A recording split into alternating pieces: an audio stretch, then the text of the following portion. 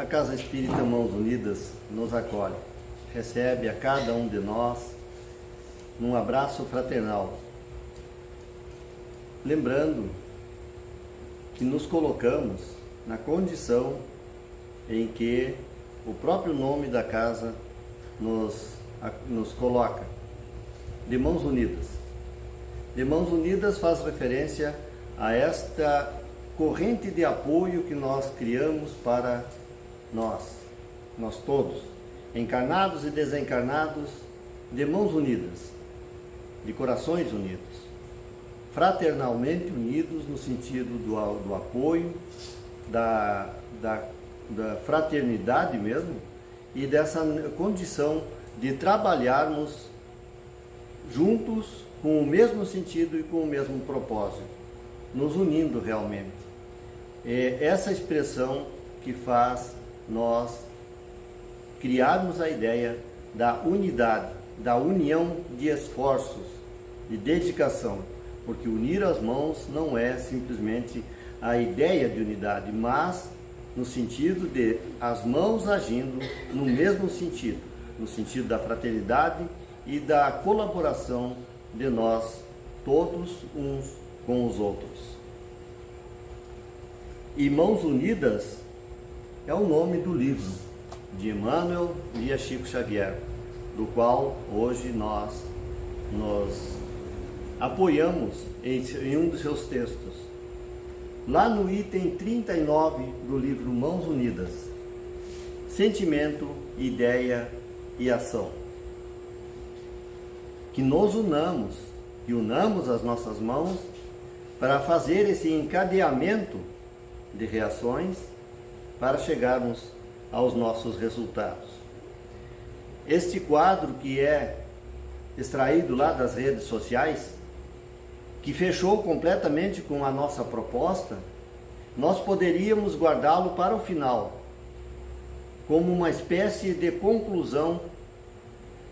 No entanto, optamos por colocá-lo aqui como uma espécie de introdução, de proposta das ideias que Emmanuel desenvolve nesse texto.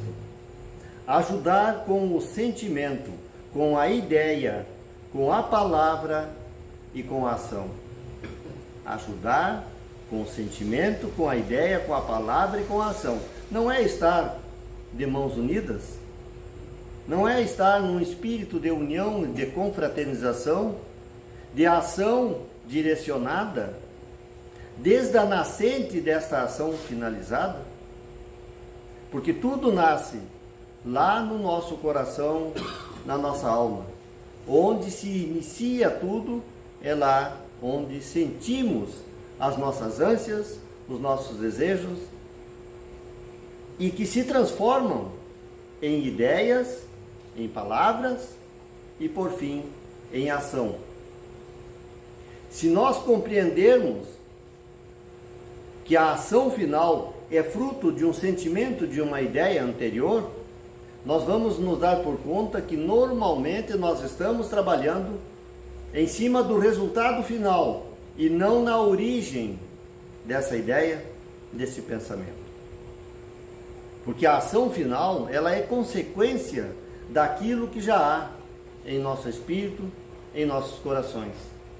É o resultado final de uma ideação que, por sua vez, nasceu daquilo que nós sentimos, que nós guardamos na nossa alma, e que só numa autoanálise, numa busca da nossa interioridade, é que nós vamos saber perceber o que se passa.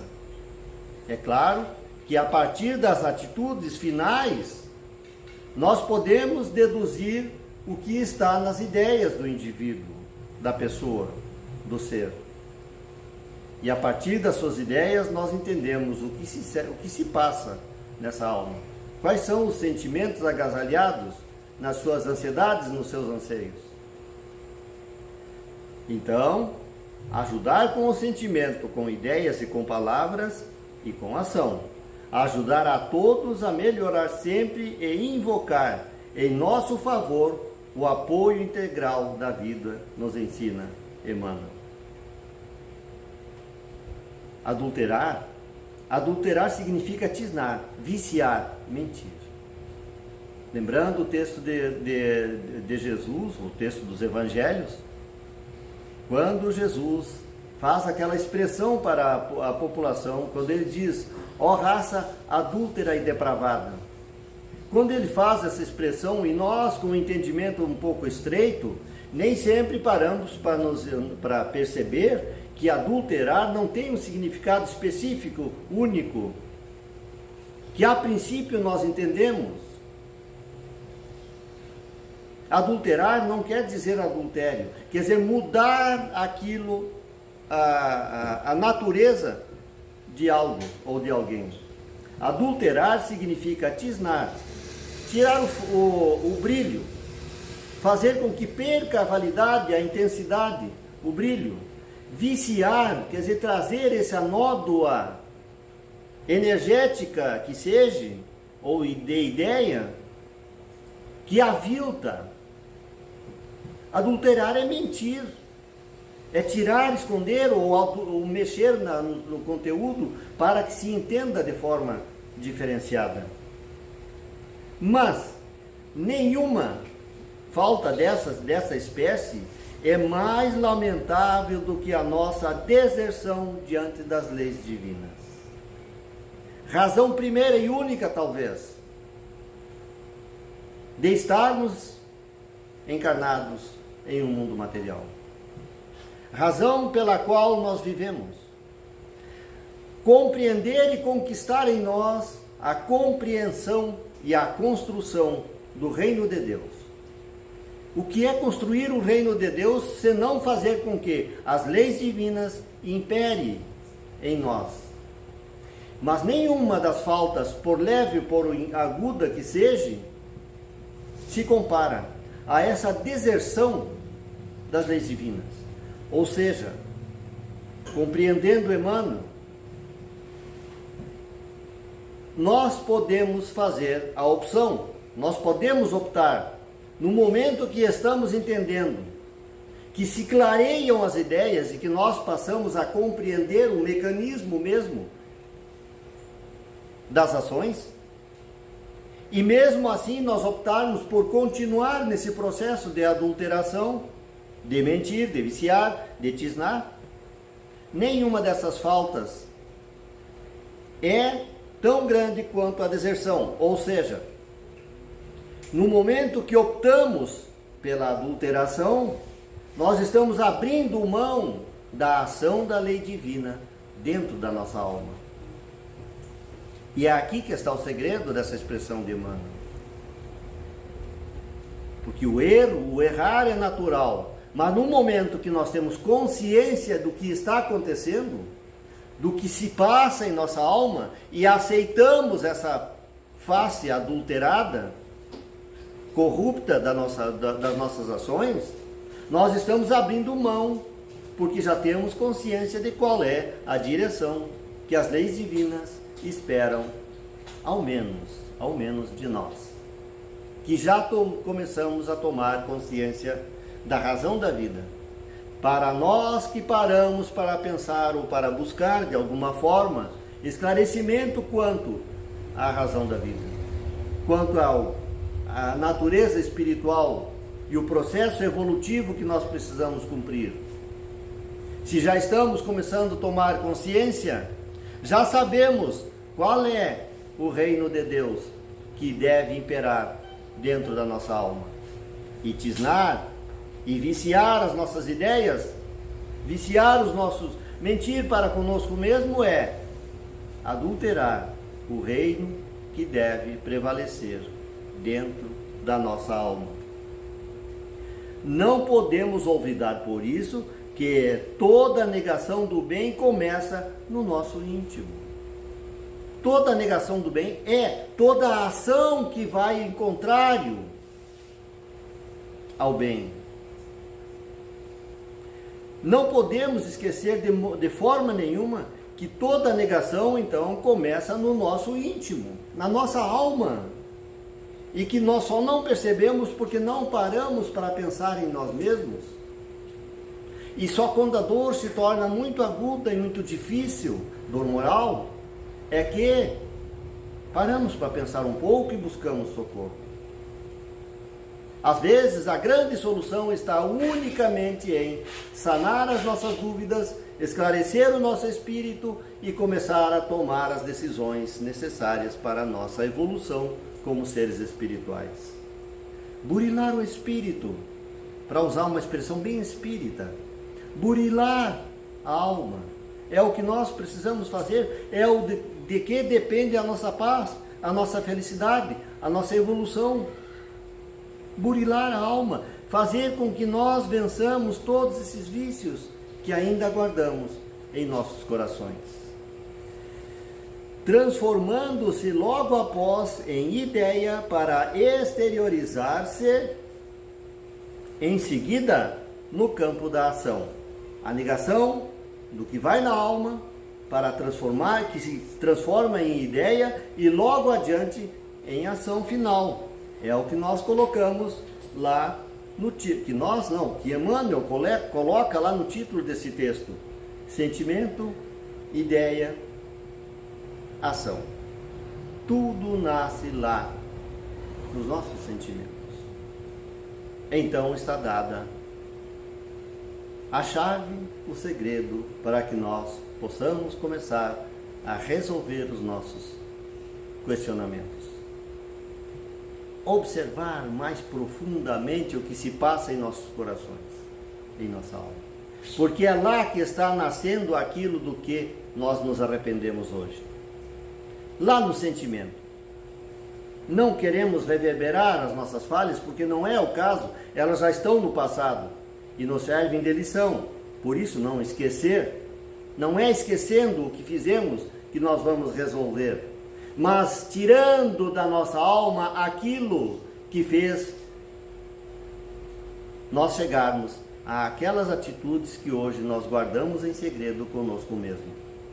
Me perdoem falar assim, porque é uma espécie de autoanálise, porque nós, buscando no nosso interior também, encontramos atitudes, coisas que fizemos, que permitimos, que aconteceram conosco também. Mas dada a nossa natureza, o mundo em que estamos transitando ainda, é perfeitamente natural, compreensível e até perdoável. O que é imperdoável é nós continuar repetindo, tendo consciência de que é errado. Aí é que nós precisamos começar a trabalhar. E só vamos conseguir resolver quando entendermos o que se passa nos nossos sentimentos. O que a nossa alma está produzindo em sensação, em angústia, em pensamentos, em sentimentos, que no final vai se transformar em ações e que às vezes, nem sempre, são agradáveis aos nossos olhos. Desse modo, podemos atender à justa autocrítica, analisando as nossas tendências ocultas e retificando os nossos próprios hábitos. Assim, nessa espécie de autoanálise, na busca de cada ação final, qual a ideia que chegou, que nós alimentamos para chegar àquela atitude? Qual a necessidade, a angústia, o sentimento anterior que produziu aquela ideia? Desse modo, podemos atender a uma justa autocrítica, uma justa autoanálise. Nós precisamos, vez por outra, fazer uma espécie de autocrítica, um levantamento das coisas que se passam na nossa alma, para que nós nos entendamos. E aqui eu não estou dizendo buscar trazer à tona os nossos problemas, as nossas angústias, os nossos defeitos. Não necessariamente, eles também fazem parte do que nós somos, e são as lições que foram acumulando, os erros que fomos acumulando, que nos tornou o que nós somos hoje. Mas quando fizer essa autocrítica, ao buscar também as coisas boas que nós temos na nossa alma, e que também não são poucas, também existem. A autocrítica não é criticar no sentido de apontar defeitos, falhas, erros, não. A autocrítica é ter um senso crítico de saber qualificar cada uma das coisas que transitam dentro da nossa alma, boas e não muito boas, e até aquelas das quais nós preferiríamos nem pensar. Não estou dizendo, não pense naquilo. Não. Elas fazem parte da experiência do que somos. Mas temos que ter a madureza de saber olhar para elas e tirar delas as melhores lições. Porque haveremos de concordar, as nossas melhores lições, as que mais nos amadureceram, foram aquelas que mais doeram em nossos corações. As experiências mais doloridas, mais sofridas, foram as que mais forçaram a nossa alma a reagir sobre si e ser o que é hoje. Quando nós começamos a compreender aquilo, significa que já estamos amadurecendo, buscando a nossa maturidade espiritual, compreendendo que os nossos sentimentos fecundam em nosso prejuízo os resultados que nos caracterizam a marcha. Os nossos sentimentos fecundam em nós aquilo exatamente que cria os resultados dos que nos caracterizam hoje, a nossa marcha. Vejam, tudo segue dentro daquele princípio: sentimento, ideia, ação. É assim que temos a preguiça sustentando a ignorância. E a ignorância nutrindo a miséria.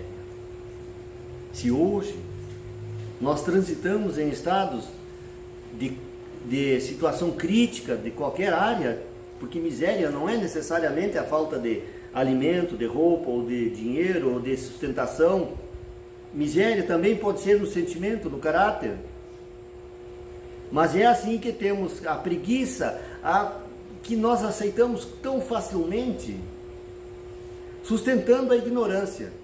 A preguiça de aprender, a preguiça de exercitar o entendimento, que é um dos dons mais caros que o Espírito tem, a capacidade de buscar racionalização das coisas, raciocínio, entendimento mais profundo. A autoanálise depende de raciocínio. E a preguiça é a sustentação dessa ignorância, da incapacidade de autoanálise, de entendimento, de buscar análises, de buscar aprofundamentos. Temos que vencer essa indolência que às vezes toma conta da nossa alma e reagir sobre nós mesmos. Que seja, já que não tenho nada para fazer, vou varrer a casa. Varrer a casa não renova a alma, mas te coloca em ação e te tira do nada. Uma coisa você está fazendo. É só para dar um exemplo de reação sobre si. Nós não podemos permitir que a indolência tome conta dos passos todos, do dia todo, da vida inteira.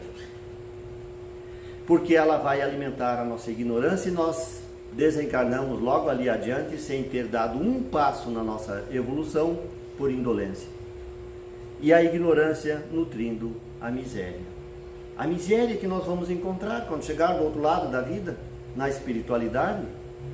A miséria que seja das condições humanas é resultado da ignorância, na grande maioria das vezes. Nós nos chocamos quando chegamos no fundo de uma vila, uma família inteira, dentro de um cubículo, se alimentando parcamente, sem agasalho confortável, sem condições às vezes básicas, e dizemos, mas ele podia reagir, ele podia trabalhar, ele podia fazer isso, fazer aquilo, tem saúde. Mas tem também um outro fator, a ignorância. A falta de observar um pouco mais criticamente. Não generalizemos, porque nem todos aqueles que precisam de ajuda são ignorantes.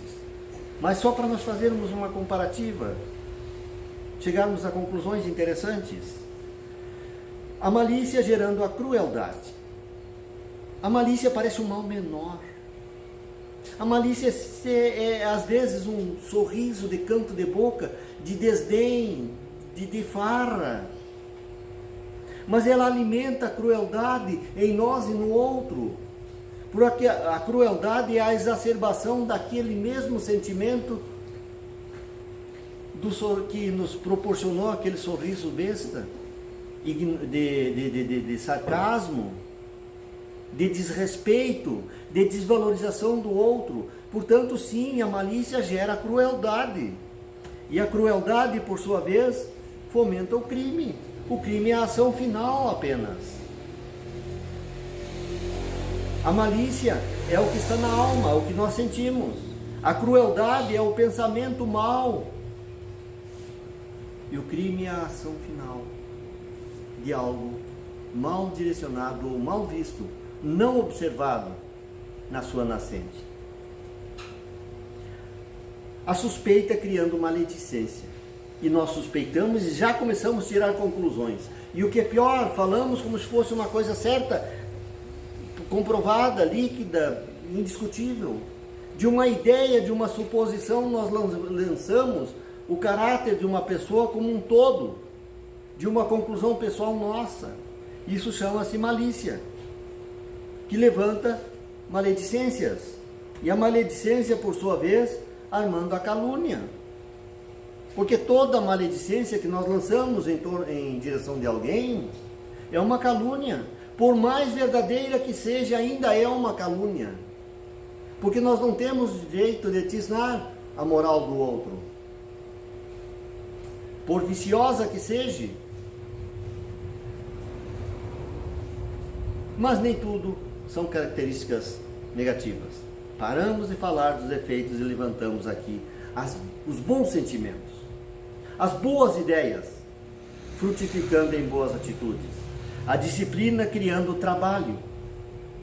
Porque quando nós nos disciplinamos a nossa alma, e por isso a porta é mais estreita, porque nós precisamos disciplinar-nos, ou seja, não permitir que todo e qualquer sentimento, toda e qualquer atitude, toda e qualquer ideia transite sem controle, sem disciplina. Por isso é o estreitar das atitudes, dos sentimentos, é controlar o que nós sentimos para ter controle sobre as nossas ideias, e o trabalho presidindo o progresso. A nossa evolução é a ação final, é o resultado do sentimento disciplinado, da ideia de trabalhar, buscar o exercício da alma, e isso faz com que nós vamos progredindo. A bondade plasmando a cooperação. A cooperação, lembram o texto aquele que circula nas redes sociais? Que a humanidade dará um passo incomparável na sua evolução quando se der por conta que cooperar é muito mais saudável, muito mais importante, muito mais válido do que competir. Porque competindo nós estamos agindo para vencer o outro, às vezes em detrimento do outro. Competir é ser mais forte, mais ágil, mais eficiente que o outro. Cooperar é trabalhar para que nós cresçamos juntos, nós todos. Por isso precisamos unir as nossas mãos, unir os nossos esforços, colaborar, cooperar uns com os outros. Que é o que nós fazemos na Casa Espírita. Nós viemos para cá para aprender e exercitar as primeiras ações no sentido do bem, da nossa evolução, do nosso aprendizado, mas tudo o que realmente conta é como isso vai transformar-nos lá na vida prática, no dia a dia, na prática da vida.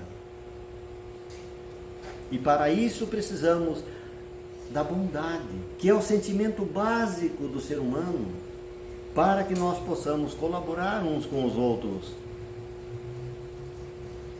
A Casa Espírita não é a nossa finalidade. A Casa Espírita é o nosso meio, onde nós aprendemos, onde nós nos reunimos para aprender, para mostrar, para exercitar. Há uma certa crítica numa atitude que as pessoas observam e que nós observamos também.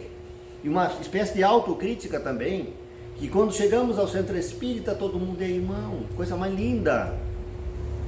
Nós nos amamos, nos abraçamos, meu irmão Aristeu, Edson. Mas se não fosse nem aqui, imagina. Se nem no centro espírita, que é o nosso santo, sagrado templo de oração, de aprendizado, de exercício do bem, se nem aqui, quanto menos lá fora, no trânsito, por exemplo, na fila do banco, no mercado, na família.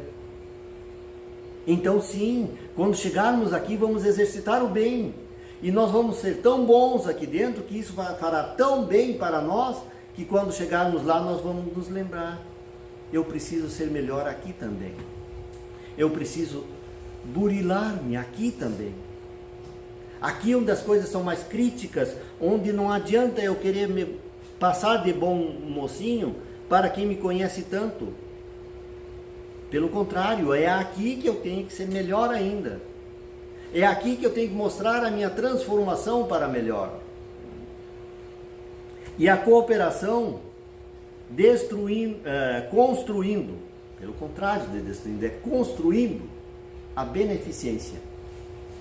Construindo a beneficência. A beneficência é a ação do bem, é o resultado das coisas boas que nós fazemos, da cooperação, por exemplo, da bondade em exercício.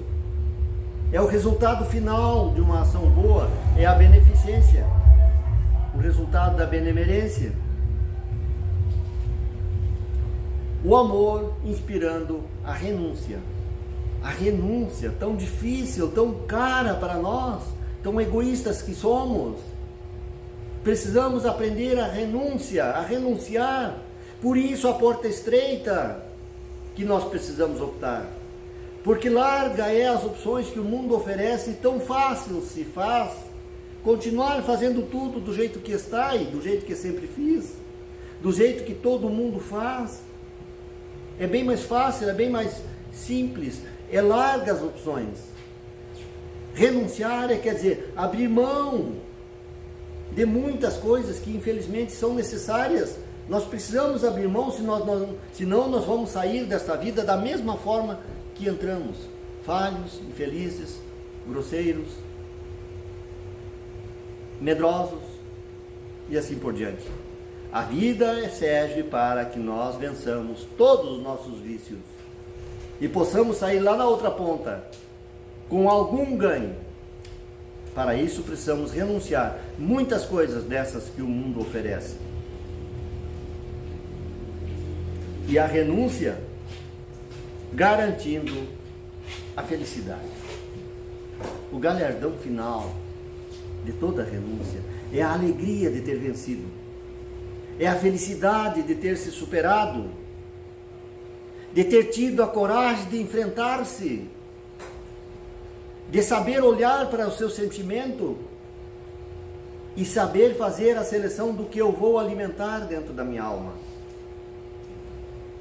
Não é dizer eu não tenho mais ódio, eu não tenho mais rancor, eu não tenho mais raiva, eu não tenho mais medo. É saber que os temos, mas que eles terão uma nuvem sobre eles, ou uma luz que os diminui. Porque agora eu tenho a coragem de enfrentar-me e ser melhor do que eu era.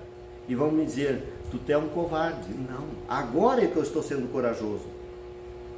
Porque agora eu estou sabendo o que eu quero e tenho os elementos que me dão a força necessária para lutar exatamente pelo que eu quero. Não te esqueças desta forma que em ti mesmo se levanta o cárcere de sofrimento a que te aprisionas. Tudo está dentro de nós mesmos.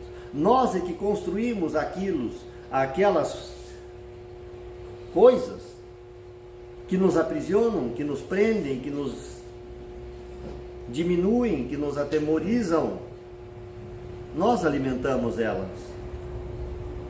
Ou se ergue o ninho de bênção em que te preparas à frente do glorioso porvir. Também está lá. Esta é a grande notícia do Evangelho de Jesus. Esta é a grande notícia que nós precisamos saber. Se está dentro dos nossos corações a causa daquilo que nós não queremos lembrar, ou dos sofrimentos que nós queríamos vencer, também está lá nascente, o ninho de bênçãos, que nos prepara para a vitória, para sermos o que nós queremos. É só saber alimentar os sentimentos corretos, Sentir, nós nem sabemos a origem do que sentimos, da onde nascem as coisas que nós sentimos. Mas ao fazer uma autoanálise, nós entendemos o que estamos sentindo e podemos começar a observar como podemos fazer para vencer determinados e alimentar outros sentimentos.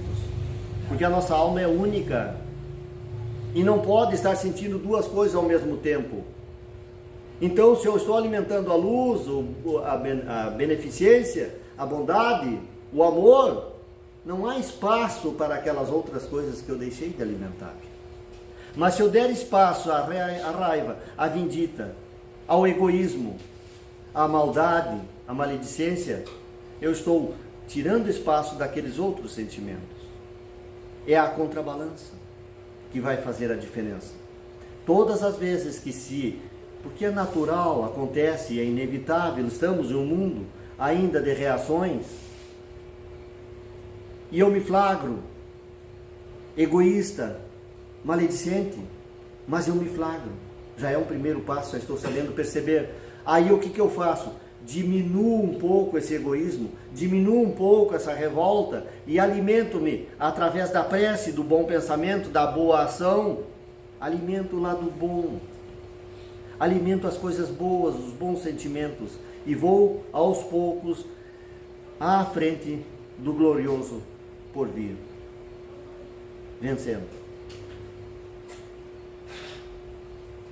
Não basta te convertas em censor das consciências alheias para que o reequilíbrio do mundo se faça vitorioso. Aqui é o recado. Não adianta nós olharmos para os erros e os defeitos dos outros. Não resolve os nossos. Menos ainda julgá-los nos outros. Temos que fazer esse censor voltar para dentro de nós mesmos. E aí sim, temos todo o direito de autocrítica e de saber observar-se. É indispensável a nossa própria defesa contra o assalto das trevas.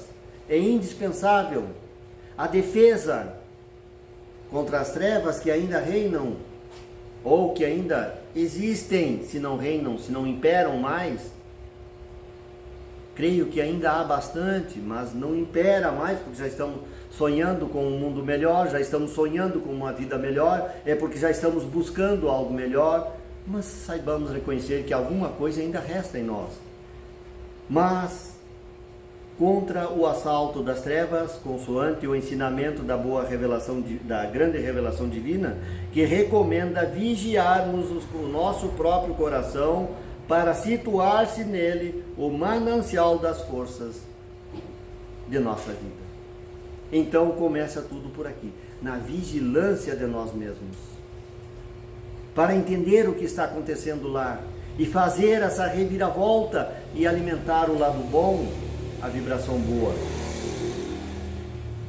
Porque reconhece-se o verdadeiro espírita pela sua transformação moral. E quando ele colocou assim, ele quis mostrar que reconhecia que não éramos necessariamente bons por ser espíritas. Não podemos cobrar do espírita uma atitude perfeita. São seres do mundo como nós todos outros. Mas este se caracteriza pelo esforço que já está fazendo sobre si mesmo, na sua transformação moral, no esforço que faz para domar em si as más inclinações. Aí é que está. Ter consciência dos maus, do mal moral que ainda reside em nós, mas ter esse esforço, essa dedicação para melhorar-se, para domar as más inclinações. E lembrando que já dizíamos lá um pouco mais antes, domar as más inclinações quer dizer abafá-las e alimentar as grandes virtudes do espírito, as grandes virtudes da alma. E aí sim, nós estaremos no caminho certo. Que Jesus, no seu amor infinito, nos fortaleça e nós consigamos fazer esta caminhada de mãos unidas, de corações unidos, para que a ação final seja cooperativa, colaborativa e para nós todos. Edson.